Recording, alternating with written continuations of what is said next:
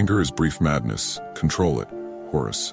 In a world obsessed with speed, noise, and instant gratification, silence terrifies people.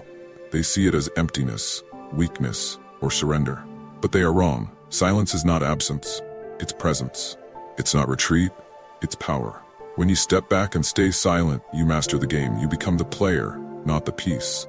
While others scream for attention, flailing in the chaos they've created, you remain unmoved. And in your stillness, you emerge victorious. This is the path of the Stoic, the quiet warrior who fights not with fists or words, but with discipline, resilience, and control. The first step, the trap of reactivity. Picture this. Someone insults you, cuts you off, or undermines you. Your blood boils, your fists clench, and every part of you wants to lash out. That's the trap. If you are distressed by anything external, the pain is not due to the thing itself, but to your estimate of it. And this you have the power to revoke at any moment. Marcus Aurelius. The world thrives on reaction. They provoke, you respond, and suddenly they're in control. The person who angers you controls you. But what if you didn't react? What if, instead of feeding the flames, you extinguished them with silence? The answer is simple. You win. Step 2. The power of silence, why they fear it. Silence is unsettling. It forces people to confront their own noise, their insecurities, their failures. When you refuse to react, you deny them the validation they seek. Think of the strongest people you've encountered. Were they the loudest, the most reactive, or were they calm, deliberate, and unshakable? Better to trip with the feet than with the tongue. Zeno of Citium. Your silence speaks louder than their insults ever could. It tells them they are insignificant to you, that their words hold no power. And nothing frustrates the weak more than realizing they cannot control the strong.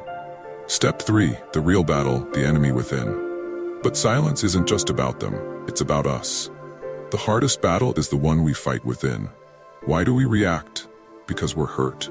Because our pride is wounded. Because we're desperate to prove we're not weak.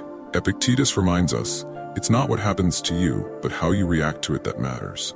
When we lash out, we're not in control. Our emotions are.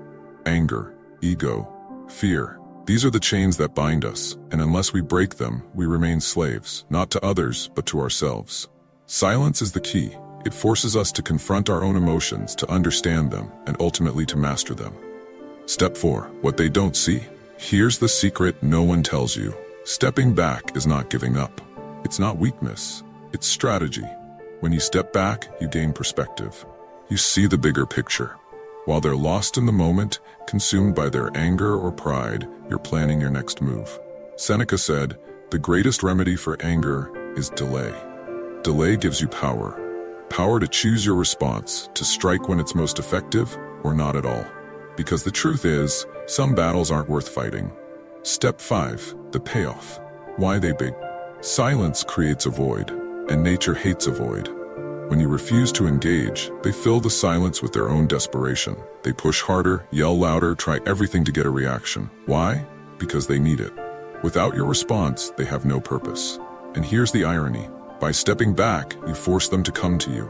They will beg, not with words, but with their actions. They will crave the attention you refuse to give. But you've already moved on. Step 6. The path forward, building the silent fortress. Pause. Always before responding to anything, pause, count, breathe. Let the storm of emotions settle before you decide what to do. Train your mind, read, reflect, journal. The more you understand yourself, the less others can control you. As Seneca said, he who is brave is free. Choose your battles. Not every fight is worth your time.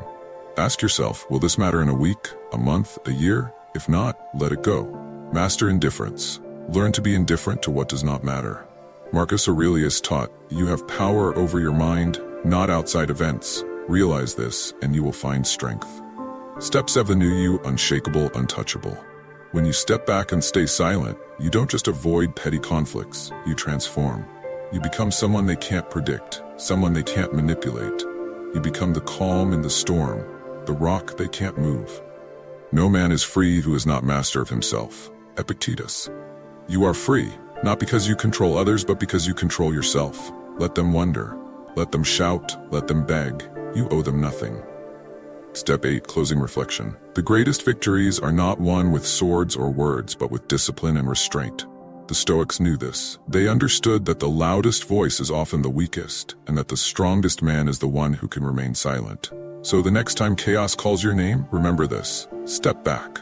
Stay silent. Let them beg for what you already own: your peace, your strength, your power.